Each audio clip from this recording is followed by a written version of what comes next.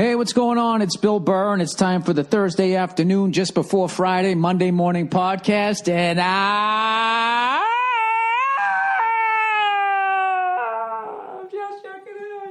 just checking in on you. What's going on? Let me do that like I'm falling off a cliff, and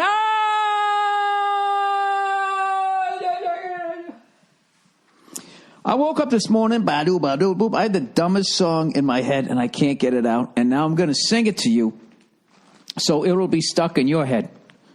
It's a very vengeful thing for me to do.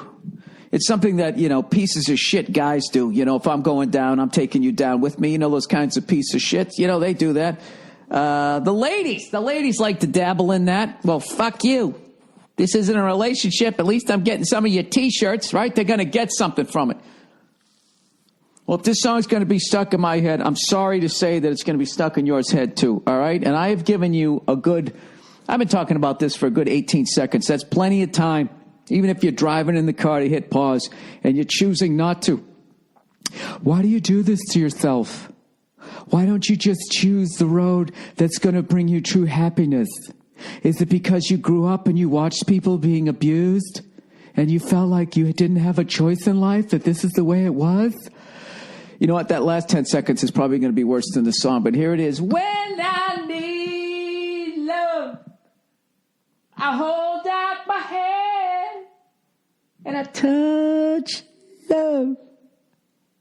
It's something. I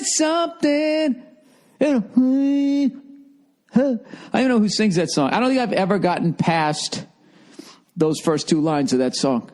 It always comes on. Session presents love songs from the 70s. Who can forget this one? When I need love, and don't it make my brown eyes blue? Right?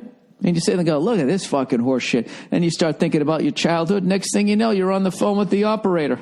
Can I get the deluxe edition? Yeah, I still have a CD player in my car. Well, because I'm frugal. It's not because I'm failing, and I resent you saying that. Of course I still want the CDs. Speaking of my old car, I've had it since October of 2007. It's a 2008. Oh, it was a brand new. It had fucking stars in its eyes, right? Just stepped off the bus here in Hollywood with a piece of straw between its teeth like Axl Rose in the Guns N' Roses video. Welcome to the jungle. And now look at it. Oh, this thing, it looks like somebody attacked it with a fucking can opener, right? It did as of the other day. My wife was out of town. She was in New York City for the great Patrice O'Neill benefit. I want to thank everybody who came out, and I want to thank everyone who did the show. I, unfortunately, was not able to get a fucking flight in time, if you can believe that. I actually missed the benefit. It's fucking brutal. I had a flight out Saturday morning. And I believe that one I was on American Airlines, and they just gave me a call, and they were like, a 1-800 number, and I went, hello, and they were like, hello, this is American Airlines informing you that flight 2913 has been canceled. You've been relocated. No, you might want to grab a pen. You have now been rebooked on flight number 1750 out of LAX on Tuesday, January 26th at 1:15 p.m. The benefit was on the 26th. I was supposed to be flying out on the 23rd. They pushed it 3 fucking days, and I was going to leave 4:15 East Coast time when the show starts at 7. So I'm like, well, that's not going to work. So I call my travel agent, and so she got me a flight on JetBlue. 7:45 a.m. on Sunday, the 24th. So I'm like, no worries. All right, so I miss a day, no big deal, blah, blah, blah, blah, right? And then I get a call like the night before. I'm all packed. I got my shit right next to the door, and there's like, this is a recording from JetBlue. You might want to have a pen and a piece of paper, right? And then they fucking bumped me to fucking Tuesday. So I said, fuck these guys. I called my travel agent again. Now I'm on Virgin, right? I don't know why they call it Virgin Airlines, and then it looks so jizzy in that fucking thing. It's like if the W Hotel was a plane, with the fucking aquarium lighting. that just says no one wants to see a good look of their face in a mirror after they do what they do in here, right? So they booked me on that fucking thing. And they're like, well, the time we can get you out is right when the New England Patriots game starts. And I'm like, fuck! They're like, all right, you got TV? Yeah, fuck it, put me on it, right? And then that one got canceled. So at that point, I deduced, if I'm using the word properly, that the fucking every poor bastard from Saturday and Sunday, now that those flights had all been canceled, were now eating up all the Monday and Tuesday ones. So I had my travel agent go after another flight, and then meanwhile I called my manager, who knows all these big guys, and I said, can you get me a replacement in case I'm not going to be able to get in? Long story short, I wasn't able to get in time. We got a replacement, and I wish I could have been there, because Rich Voss, who crushed it as a host once again this year, and he said, blah, blah, blah, blah. Unfortunately, Bill Burr can't be here. And everybody's like, oh, what the fuck? Where is the red cunt, right? And he said, that's the bad news. He said, the good news is Louis C.K. And Louis C.K. walked out, and they went fucking absolutely mental. And, I was replaced, one balding redhead with another balding redhead with more credits. So nobody missed me.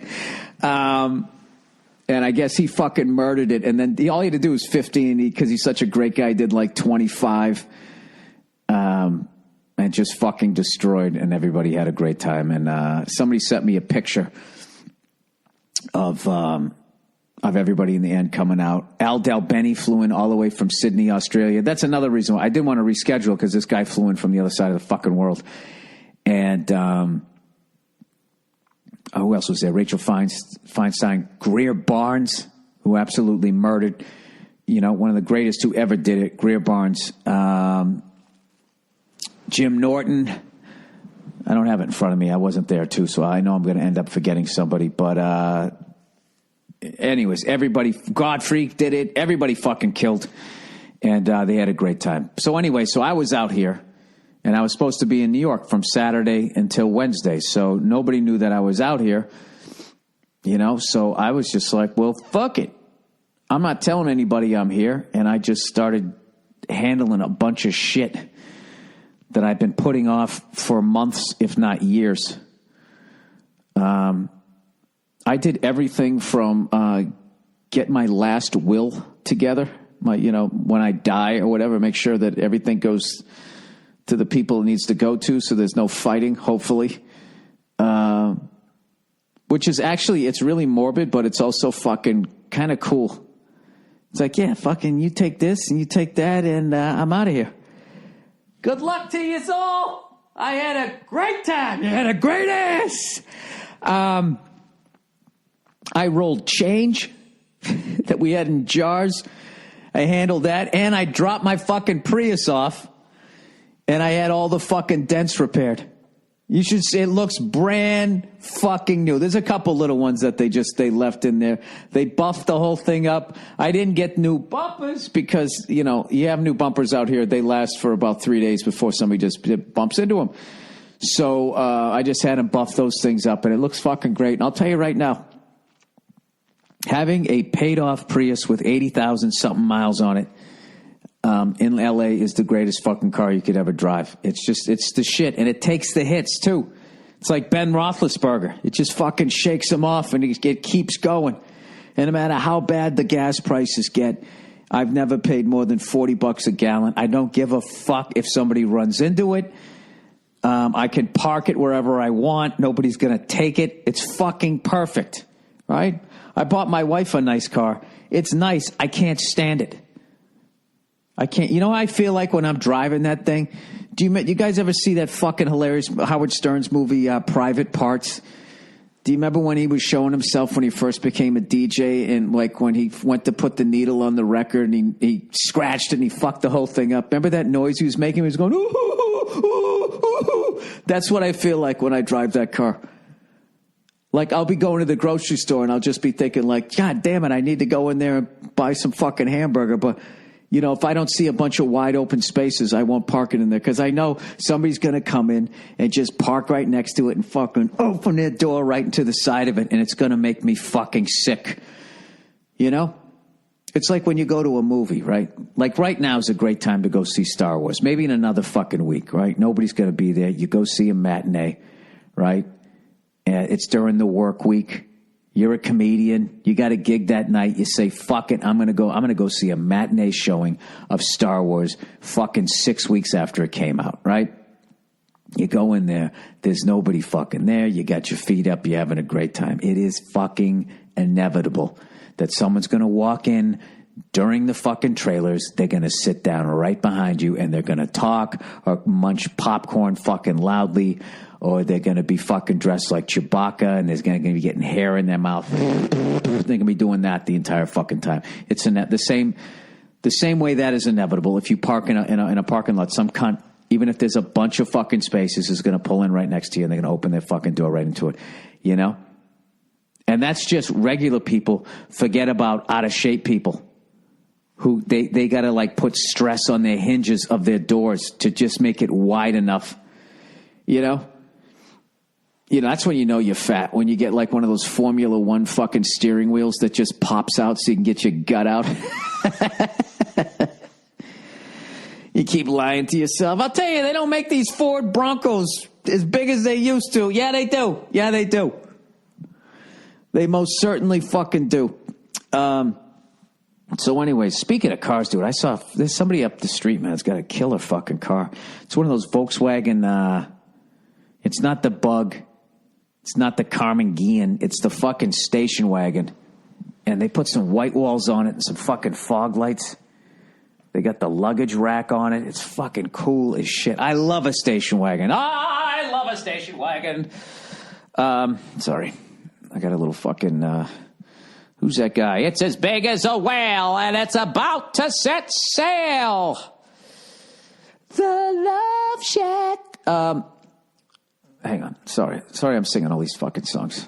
It's a little old place where you can get together and do what? What kind of depravity goes on in the Love Shack? Did that song even make sense? They just went out to a shack and they fucked. I mean, maybe I'm taking it too literally. What was I looking up? Oh, yeah, the Volkswagen station wagon. The Volkswagen station wagon.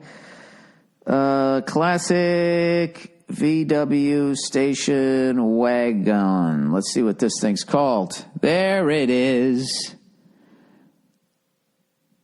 The fuck is it called? So I got all the pictures of it. That's such a fucking cool car, man. I love the front end on it. And the guy also had it in a stick shift, which I think is a picture below. A rear view of the Volkswagen Beetle from 61 to 67. That's not what I wanted. Gee, one of these days, I'm just going to look shit up, before it starts, and I'll have a nice, smooth podcast. I'm imitating my science teacher from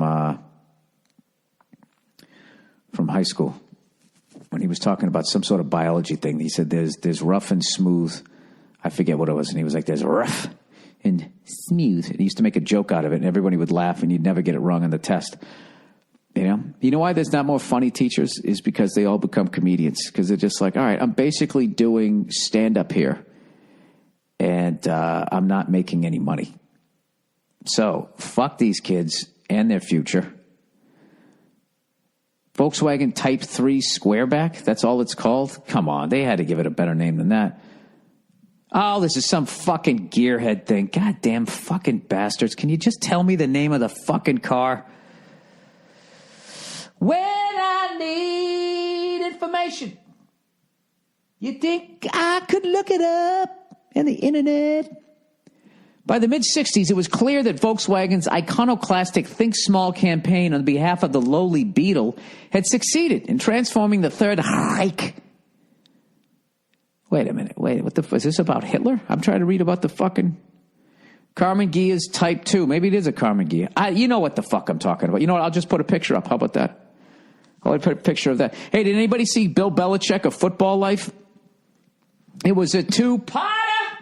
And I got to admit, I was bored shitless. I've never been more bored watching a football life. Even when it was him and Tom Brady sitting in the office, it was fucking egghead shit, but it was just all monotone. Just going, yeah, Lions have a good defense. So, I'm going to put together a game plan. And then Tom Brady be like, smiling, but just going like, yeah, I thought maybe we could have the running back come out of the backfield. He could exploit some things the underneath of their secondary. Well, yeah, Tom, I'm going to look into that. Okay, Bill. And that would be like a scene. It was like fucking, even when he got emotional, when he went to Giant Stadium, I was just like, this is, he didn't get emotional. Like, if you want to see the emotional one, you got to see the Dick Vermeil one. But I can't even watch it. I feel like a bad Patriots fan. I cannot get fucking through it. Maybe I will eventually. So I actually, that was another thing I did when I was here. I was just binge watching shit. I watched the whole first season of Top Boy on Netflix. It's only 4 episodes. Fucking good show, man. And I just started the second one last night. And I watched this documentary on Nas, who I never got. I never got it. When Illmatic came out, I was like, I don't like this. I don't get it, right? And now I went back and listened to it. I was like, oh, wait a minute. This is fucking unbelievable. You got to admit, okay, when you're younger, there's a lot. Sometimes there's albums that come out or artists that come by and you just don't see him because you're like, he's an older guy. Like David Bowie. I never went to see that guy live. And now I'm doing the classic now that he's dead. Let me take another listen to his fucking music. And I had that fucking album like everybody has that album. I had the Ziggy Stardust one. And that's still an amazing fucking album, obviously, but it's been played to death. But that was killer. But I downloaded Diamond Dogs, and it's fucking it's unreal. And I was like, how many times could I have seen this guy? I could have seen him on the Let's Dance tour. Let's dance. Put on your red shoes and dance the blues. I could have seen him on any of those, and I never did. Bob Newhart's playing out Friday night. I'm not going to get a chance to see him. His fucking show is sold out. It's like way the fuck out in the desert. And I got something 9:30 the next morning, so I can't go fucking see the guy. And so I'm trying to make a bucket list of guys I got to go fucking see. I hope nobody plays this for him, because I'm going to see them because not only I respect them as an artist, but I'm afraid they're going to die. I don't want to jinx anybody, but you know who they are. Or even you just want to see them before they quit touring, right? Everyone from Tony Bennett to Stevie Wonder to Bob Newhart to Morton Downey Jr., right? I'm joking. I already saw him, and he's dead. All right, let's plow ahead. I think I got to do a read for the week here. Why don't I do the read, and I'll be singing the melody to When I Need Love. Dollar Shave Club. Lots of players will be sporting playoff bids. Now that the postseason's here, leave. I can't do the whole thing. That to the pros. Kick off the year the right way with a fresh blade shave. That's why me and millions of others have joined the DollarShaveClub.com revolution. Dollar Shave Club knows that the key to getting an amazing shave is simple. 1, use a fresh Dollar Shave Club blade. 2, use their fucking Dr. Kavi's Easy Shave Butter. That's it. Dollar Shave Club delivers amazing razors right to my door for a third of the price of those greedy mega razor corporations. That means listeners who switch now can afford the luxury of shaving with a fresh blade anytime and save hundreds this year. And when you combine the fresh blade, and then what you do if you really want to feel like a rich guy is get one of those barbershop chairs and fucking lay back in it and have one of your drunk friends shave your face for you. Don't have them go up. You'll get ingrown hairs. And when you combine that fresh blade with the Dr. Kavi's Easy Shave Butter, it just glides. It's like lube for your face. It's unimaginably smooth. I'm telling you, it's not the average shave foam. It won't dry out your skin. The all-natural ingredients leave your skin feeling soft, smooth, and moisturized after every shave. Take it from me. Use a fresh Dollar Shave Club blade with Dr. Kavi's Easy Shave Butter. If you want the most gentle shave imaginable, join the dollarshaveclub.com/Burr revolution today. That's dollarshaveclub.com/Burr. Hey! dollarshaveclub.com/Burr. All right, LegalZoom. All right, before another year passes, take the time to get your life organized with LegalZoom. This is what I've been doing. Do you have a family? Do you have any assets or property? If any of those answers are yes, you should have an estate plan. Fuck you, man. I already did this. This is for other people. Don't worry if that sounds complicated. LegalZoom can help. Yes, they can. LegalZoom's estate plan bundles eliminates the guesswork. Yes, they do. This is a personal testimony. You don't have to figure out on your own whether a will or living trust works best for you. Instead, you work with an independent attorney available in most states. They'll walk you through your options and recommend an estate plan that offers the best solution to fit your needs. You know what's funny? You know if it's not available in your state, they don't think your state's cool. There's not enough fucking people for them to make money on. Like if you're out there in Wyoming. I think I'm doing a gig there coming up in Cheyenne. I got a gig coming up in Denver. All right, they'll walk you through your options and recommend an estate plan that offers the best solution to fit your needs. Since LegalZoom is not a law firm, you can count on efficiency and value. Everything is your schedule and your terms. Plus, you'll know what your estate plan bundles cost up front instead of worrying about hourly rates. That's how LegalZoom has become the leader in helping small business owners and families with their legal needs. You get legal help and walk away feeling great. There's the great that I was looking at. A fucking line below. Get your life organized with an estate plan bundle at LegalZoom.com today. Don't forget to enter Burr in the referral box at checkout. That's code Burr at LegalZoom.com. All right, there we go. And that's the end of the reads. What did I just want to talk about? Something in there reminded me of something. Oh, yeah, I'm going to be going to Denver. When I go to Denver, they're either going to be Super Bowl champions or they're going to be depressed that they lost, but they're probably still going to give me shit that they beat my Patriots. But I got to tell you this, man. This is pretty cool. Do you know Denver's the only team the New England Patriots have a losing record to? And I know a lot of you guys are like, yeah, fucking Denver. And I'm actually thinking, like, I can't believe that's true because I watched the Patriots before Tom Brady. All right? And I think there was very few people that we had a winning record against. And the fact that, who's kidding who? Bill Belichick came in with Drew Bledsoe, and that really started turning shit around. And just the way that they've won since like 2000 or 2001. Well, really like the last 20 years, the way they've won. They were, 35. They were 35 years, or 33 years in, or 32 years in when Drew Bledsoe took over. And Drew Bledsoe took over 24 years ago. So, that's what it took. It took 2.5 decades to undo fucking 3 decades of fucking up. And I think that's amazing. Now, you're probably going, well, why the fuck...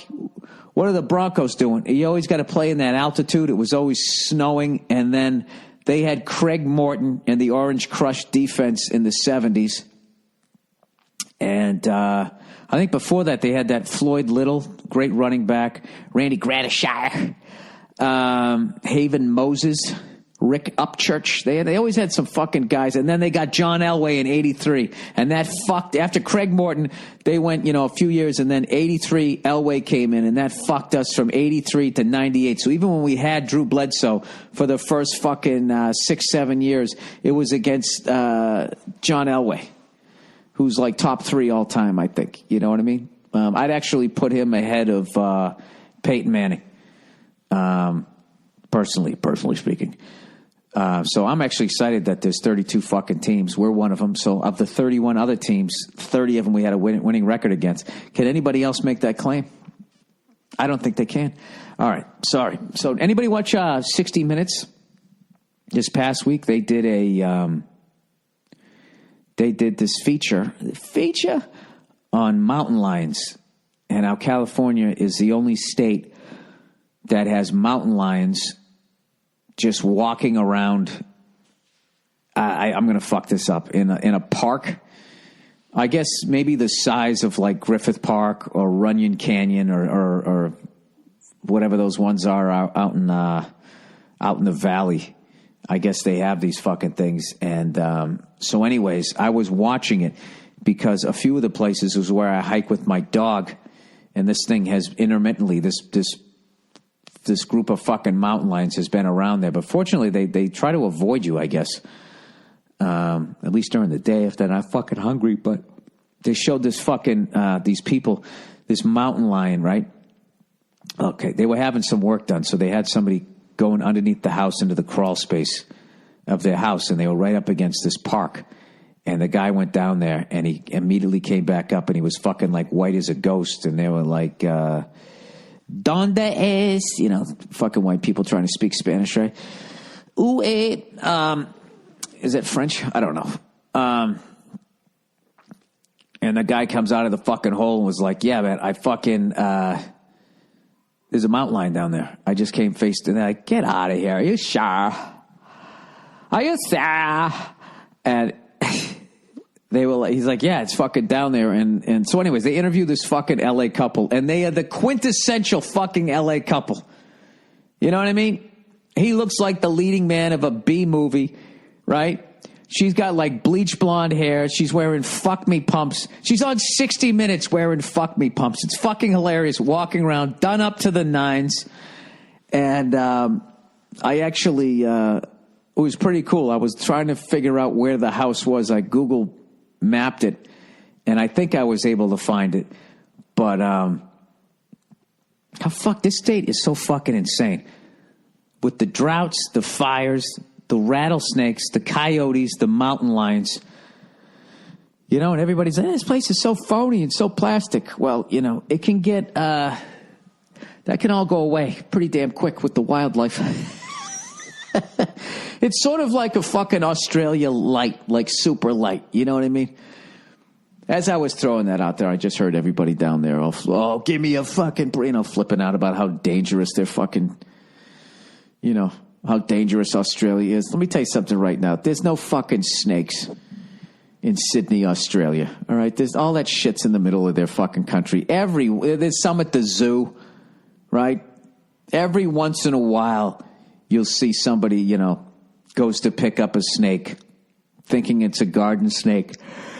He gets fucking bit and then goes jogging and it races through his veins and he fucking dies. Yes, that does happen. But, you know, people die. You know what? Let's look up some stats here. Let's go to the stats here because I don't think you're going to hear enough stats between now and the Super Bowl. You know? As they sell the game.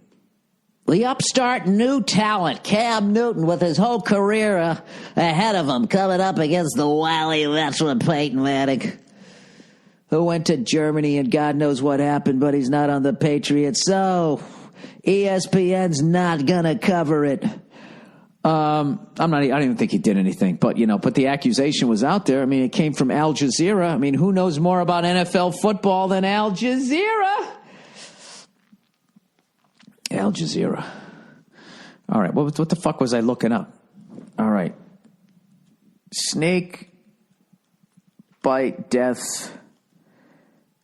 Australia comes right up. This is all touristy shit. Like, am I going to die if I go down there? Snake bite deaths 2015. List of fatal snake bites in Australia. Gotta love the internet. I'm not saying the information's right, but they always have an answer. All right, snake bite death. The eastern brown snake is responsible for about 60% of deaths caused by snake bite in Australia. All right, here's the numbers. The 2010s. All right, in 2015, there was one brown snake or taipan. The species is unconfirmed. You know why? Because the snake left. Didn't hang out like, yo, I did that shit. Like the little sound, it's a snake. You get it? I'm sorry. In 2014, there was two. All right. That's big, bad, dangerous fucking Australia. Let's check out the U.S. When I need love, United States. List of fatal snake bites in the U.S. All we got to do is beat one. One ties it and it goes into overtime. in the 2010s. Oh, we crushed them.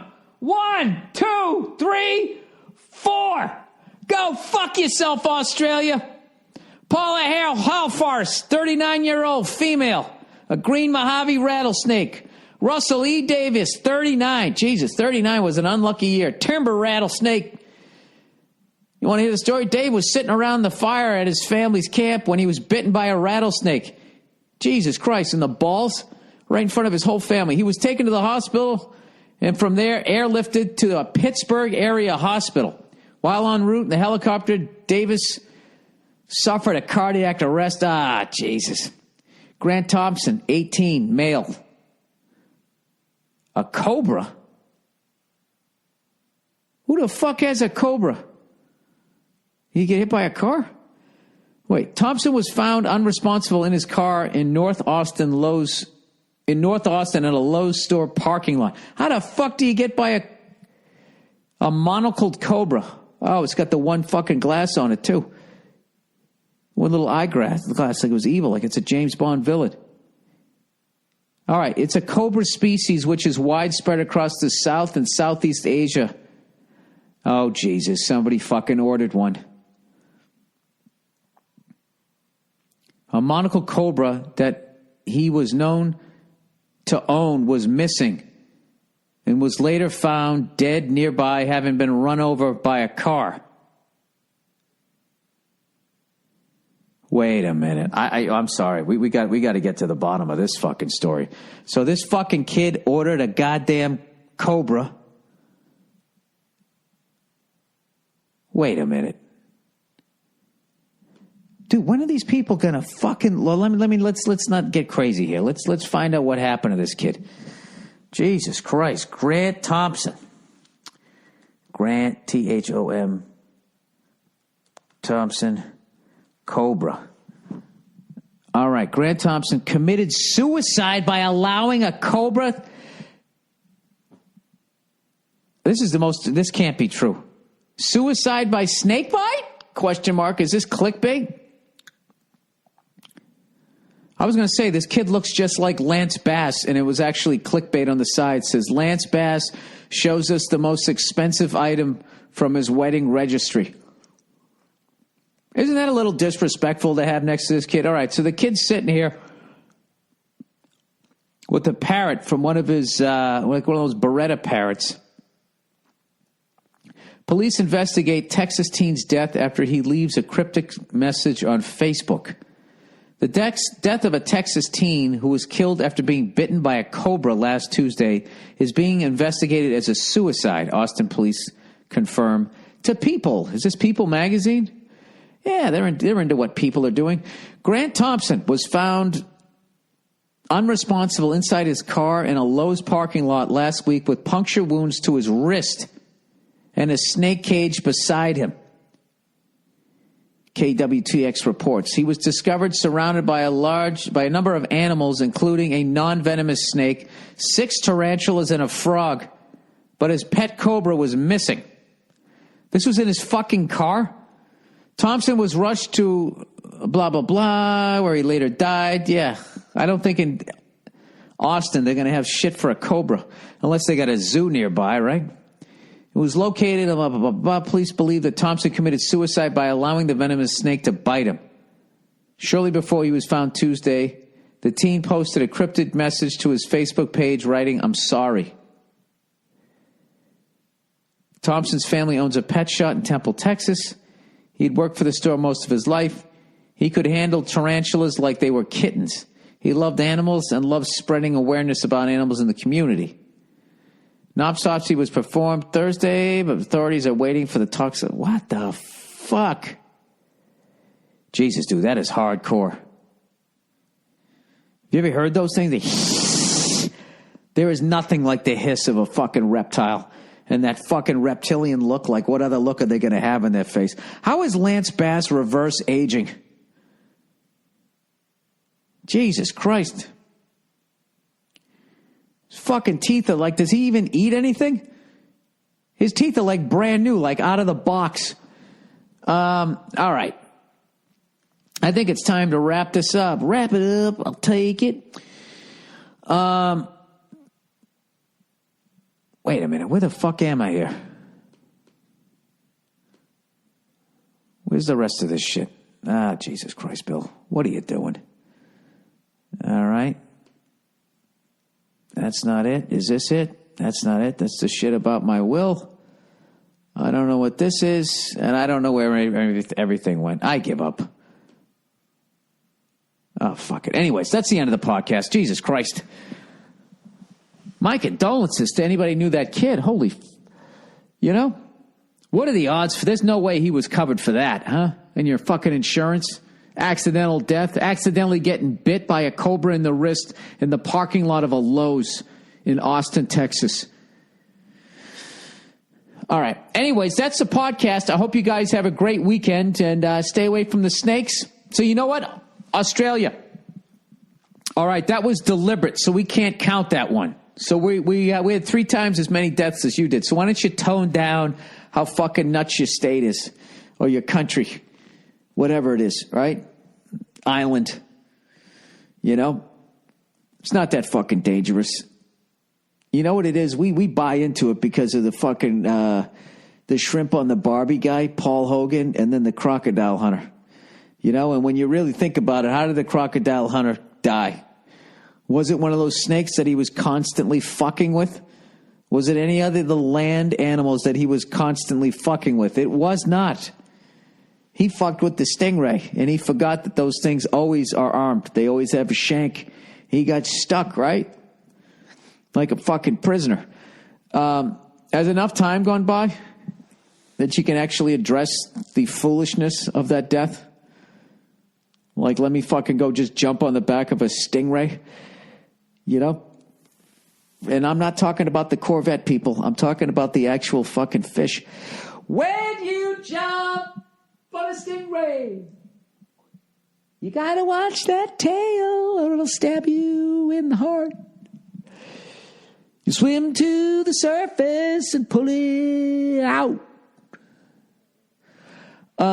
Sorry. Anyways, that's the podcast for this Thursday afternoon. Have a wonderful weekend, you cunts. My condolences to that kid in the Lowe's parking lot and to the crocodile hunter. And even to Paul Hogan. I don't know what he's up to. I hope he's got a new hat, though. Nice new fresh hat. And with that, here's a little bit of music from Andrew Themelis and a little bit of throwback podcasts from a year gone by. And that is it. Bill, bit of a dilemma here for you. I'm an 18-year-old male who's about to graduate from high school. Congratulations. Over the past few years, I've been told I'm a really good dancer. Not ballet or artsy stuff, but just good dance floor dancing. Oh, my God, I'm going to take over the dance floor. Hey, Angie, watch me. You're John Travolta. This is great. Do you go out to the Staten Island Bridge and do headstands with your buddy Bobby? Huh? If he didn't have an afro, he never would have fell off that bridge. If he had it high and tight like all these Armenians out here. Every Armenian looks like they know MMA. When was the last time you saw an Armenian dude in his 20s or 30s and he did not look like he could put you in an arm bar within 2 seconds if he wanted to? If I was Dana White and I was running the UFC at this point, they're up to like UFC 2006. They've run out of adjectives. This time it's really, really personal, right? Not saying I'm not a fan. I'm a huge fucking fan. I'm just saying. The way they have those things like every other week. There's only so many redemption. I mean, you're running out of words. I'm such a fucking idiot. This is what I would do if I was Dana White. At some point, I would have, this is what I would branch off. Remember when they had those tough man competitions and they would have just people coming in throwing haymakers, which is some of the best boxing ever is when you watch people who just aren't trained whatsoever and they just start, because somebody's going to connect, right? I think that they should have 1 week. They should have the Armenians versus the Russians tough man competition because I really think that needs to be decided who is the tougher of the two. Because when it comes to white people, that's who I got my money on. All right, those are the Crips and the Bloods of white people, is the Armenians and the Russians. All of them, they just have that vibe. There's something you just like, yeah, I'm not fucking with that guy. I'm really not doing it. Anyways, not a ballet or artsy stuff, but just ballroom dancing. I'm fucking dancing over here. I kind of think dancing is gay from an outside point of view. It isn't. It really isn't. That's just how white people look at it. It's considered gay because it involves like letting yourself go and actually admitting that you have emotions. As a man, as a white male, it is. It's considered gay. As is crying, as is showing any sort of emotion, as is not dying for no good goddamn reason before you're 56. Or not dying, I should say. If you live to be 60, I believe amongst white men, that's also considered gay because that means at some point you cried something out of your chest and you didn't have a heart attack. Anyways, he says, I think dancing is gay from an outside point of view, but I'll be the first one to admit that I'm actually a pretty good dancer. If I didn't think so, I wouldn't be out there doing it. Yeah, but dude, you got to be getting some... All fucking women love a guy who can dance. Dude, if you can dance and you're wearing like a silk scarf, it's fucking over. It's going to be raining pussy. As far as my outside view, my freckled view from over in the bar, trying to stand out from underneath those hot lights so I don't get burned. You know, redheads, we're the closest thing to vampires. You know, we have none of the powers of vampires, but the sun affects us the same way. A friend of mine who's a female dancer keeps telling me I could make money doing it on commercials or music videos, parentheses, clothes on. Or you could go to fucking Broadway and be like one of the 5 straight men who dances on Broadway and just tag every fucking lonely chick out there who's all stretched out. Just make sure you keep their shoes on. Dancers' feet are always fucked up. Here's where it gets complicated. I plan on becoming a policeman. Oh, dude, this is a no-brainer. You need to dance at bachelorette parties dressed as a cop. All you need, dude, is that a fake uniform and a boombox, and you're on your way to making money. Dude, you should fucking do that in a second. And then you write a book about it. I was a gyrating cop for bachelorette parties. And you write a tell-all book about how many fucking broads who about ready to get married sucked your dick. You really need help on this one? I mean, I'm going to read the rest of it, but I think I've already come with the solution. Anyways, how is anyone supposed to take me seriously on the force if there's a video going with me pop and locking next to Lil Wayne? At the same time, oh, dude, you should fucking pull people over. You should pull people over and fucking moonwalk up to their car and just freak them out. Even if they were reaching for a gun, they'd be laughing too hard and they wouldn't shoot you. Then you could arrest them and then you move up. Next thing you know, you're a commissioner. Right? Nothing?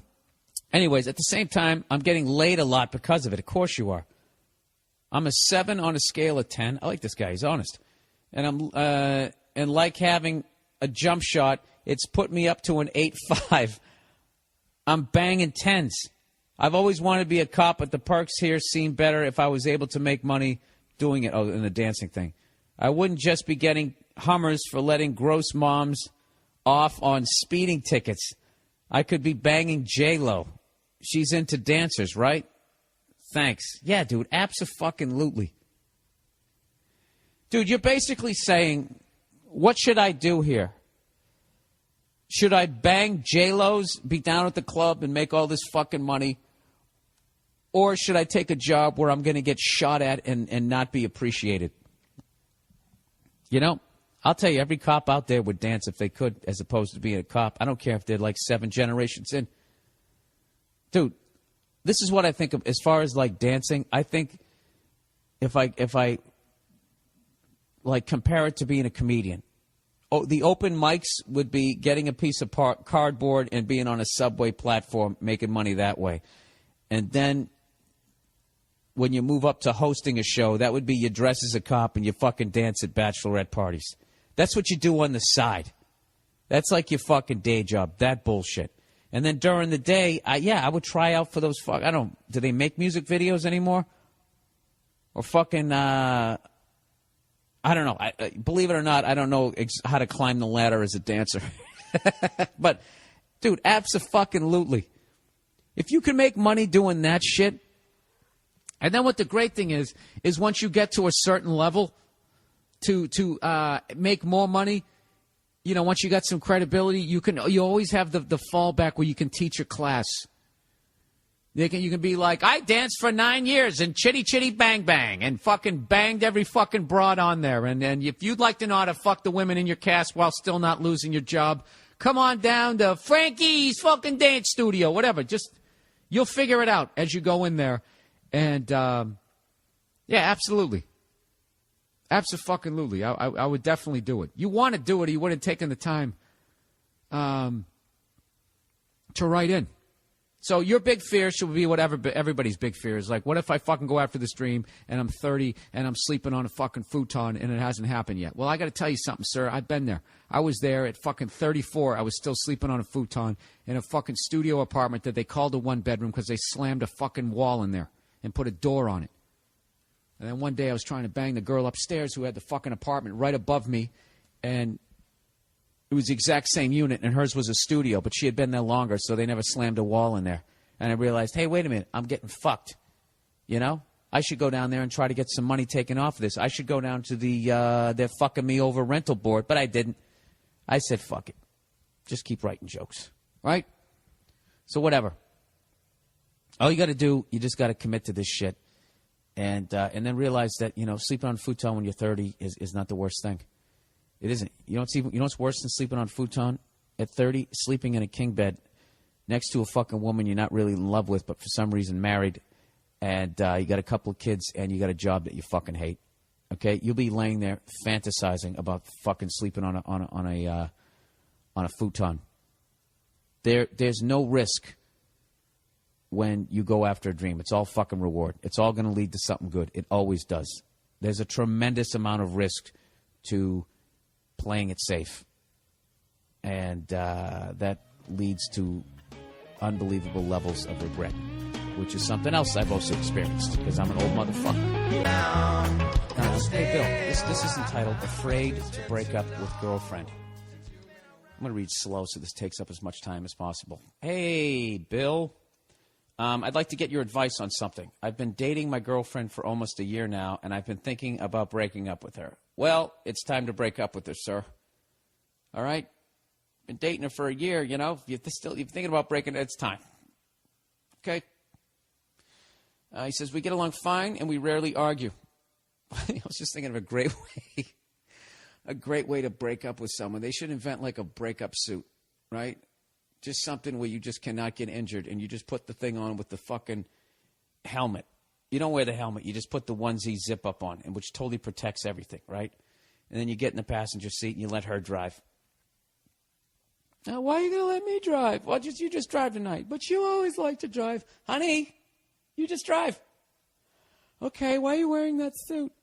It's all going to make sense in about 5 miles, right? You get out on the fucking highway, and you just start talking to her.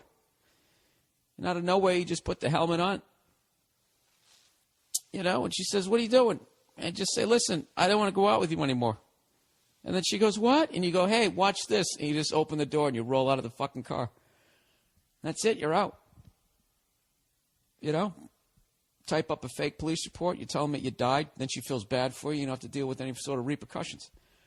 Anyways, he says, we get along fine and we rarely argue. But I'm starting to realize I don't really want to be with her for the long haul. When we started dating, this fucking thing. These iPads suck, by the way. All right? You know what an iPad is? It's a fucking laptop for pussies. What's the matter? Your laptop is too heavy, you fucking douchebag? This thing doesn't have a keyboard? It's got nothing. You think that they don't know how to make this thing into a fucking laptop already? Of course they do. This is the Steve Jobs way of doing things. Rather than just giving you the whole fucking thing, he's going to give it to you in increments like a goddamn drug dealer. You know, that's why I haven't bought one of these yet. This is Nia's, by the way. I borrowed this fucking thing. And I am not enjoying it, as you can tell, as I'm throwing a temper tantrum here. You know when I'm going to buy a fucking iPad? I'm going to buy it when it is a laptop, when it is a little light laptop. Until then, I'm not having this fucking, This is like when you go, I really want to get the new Camaro, and then you get the one with the V6 engine rather than getting the full out one with the stick shift, which is a laptop, right? It's too heavy. Fucking do shoulders at the gym next time you do that, okay? Maybe do that. Maybe you do some stuff to build up your wrists. Oh, God, Bill, can you get through the question? All right, I will. He says, when we first started dating, I loved hanging out with her, but I'm just not into her anymore. Does that make me an asshole? No, it doesn't. Why would your own true feelings make you an asshole, sir? How awful were your parents? He says, I'm 23 years old with a somewhat... Why am I... I'm really being a cunt this week. This guy's asking for my advice. Let's try to bring the anger down, Bill. You're frustrated. It's fucking hot in here. You can't open the window because you say cunt too much. This building's a co-op, and they'll kick you out. Okay? That's what's going on here. It has nothing to do with this person, okay? So why don't you just try to be a nice guy? That's what I should have done off the mic, like I'm scolding myself. Just try to be a nice guy. Let's not take out your bad day on everyone else, okay? You're embarrassing me. All right, I'm 23 years old with somewhat of a decent job and really just want to go back to being single for a while. Exactly, dude. You're 23 years old. Dude, you're a fucking movie star at that age. I don't care what you're doing for a living. You should definitely be single. He said the problem is she's got a lot of stress in her life right now. Not your problem. She's finishing nursing school and trying to find a job. All right, we'll tell her to put on the outfit, bang her one more time, and, hey, watch this. You bail out of the car. Oh, that's mean. Anyways, he says, and she has a history of depression. Over the past year, I feel like she's becoming emotionally dependent on me, like I'm keeping her going or something. Well, Jesus Christ, no wonder you want to get rid of her. You don't want this. You want someone that's going to be fun to be around. You don't want her, it's sunny out and she's acting like it's raining out. With her fucking head under the pillow.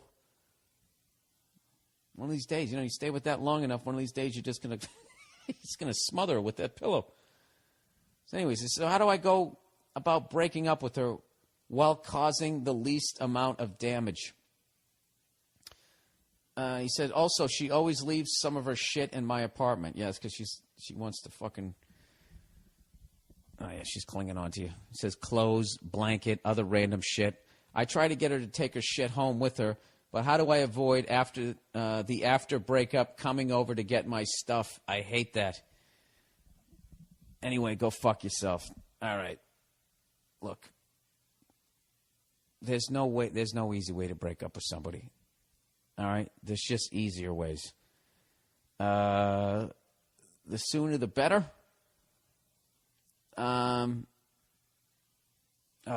I know, dude. This is like dismantling a bomb. See, what you would like to do is say, hey, can you come by today? I want to talk to you about something, right? And sure, I'll be right over. And then immediately just take out a box, put all of her shit in it, tape it up, and then she rings the bell. Bing, bong. You open the door. You go, yeah, don't want to date you anymore. And you just hand her the box and close the door. Right? Dude, there's money to be made in this, man. Does anybody have a professional breakup service? That's such a pussy thing to do, but that would be phenomenal. You make your person feel like they got fired. Like when a corporation fires you and just two security people show up, confiscate your computer and then escort you out of the building. Wouldn't that be great? Dude, that's what you should do. Just hire two of your friends to dress up like security guards. Tell her you want to break up, and then they have all her shit in the box. And then they escort her right out of your apartment building like she got fired. It'll come off as professional rather than like personal.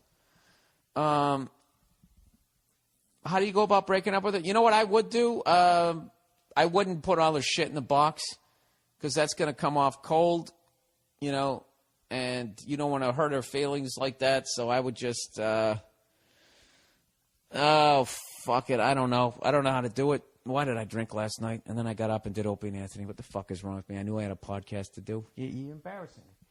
I don't fucking know.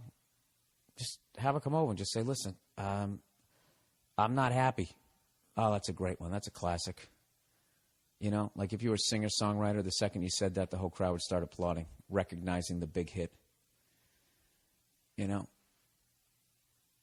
of all the girls I do before. You know, they all start fucking clapping. You know, if they just came out, you just did classic breakup monologues.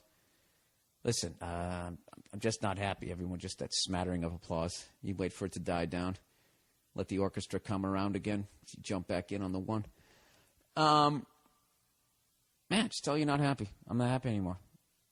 And, dude, let me tell you something. Her being depressed is not your fucking problem. All right? Her being depressed is the fucking problem.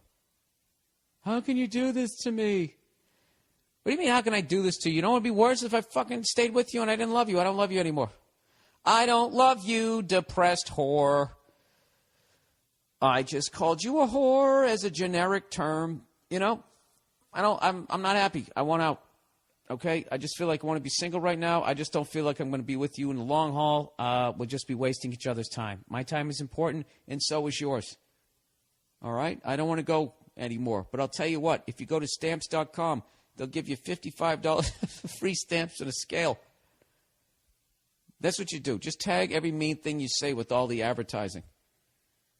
You know, if you go to Amazon.com through Bill Burr's website, you know, click on the little Amazon banner. Whatever you buy, you know, portion of that money goes back to Bill Burr, and then the percentage of that goes to the Wounded Warriors Project. So I know I'm breaking up with you right now, but we could also support the troops. Right?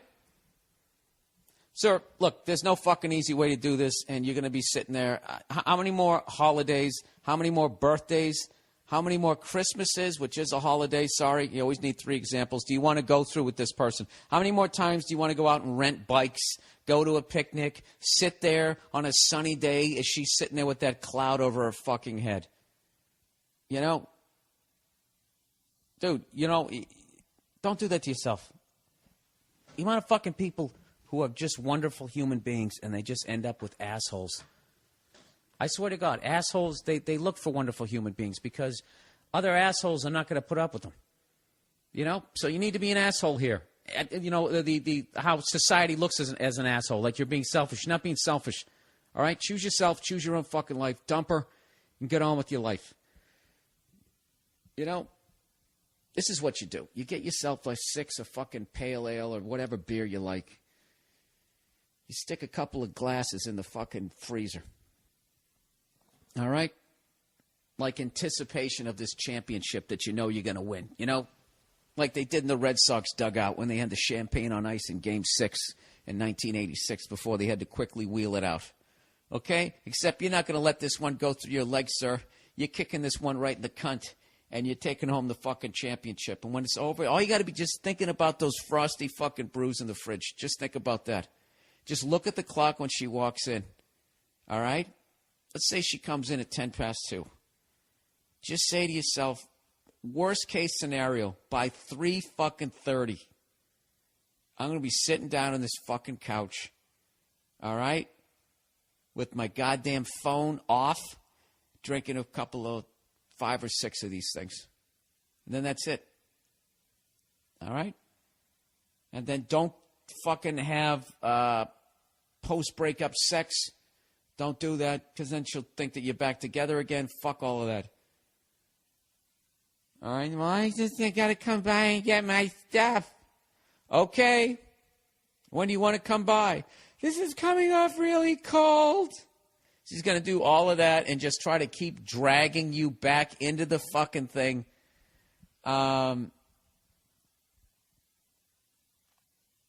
I don't know if this is a punk thing to do, but after you break up with her, just don't answer the phone when she calls. And then she'll finally just say, listen, I gotta come by and get my stuff. Can you text her back? Fuck it, just be a man. What is she going to do?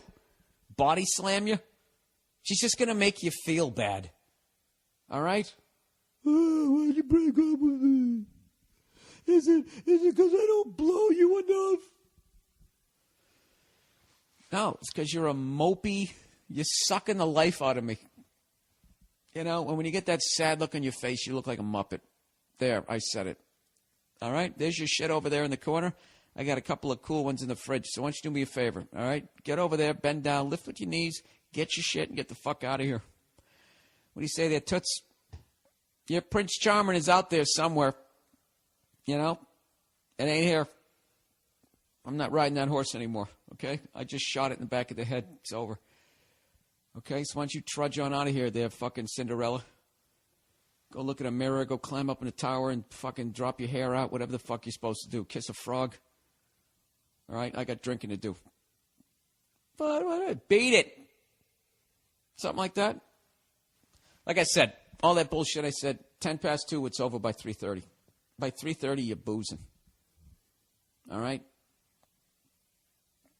I don't know. No, they're fucking brutal.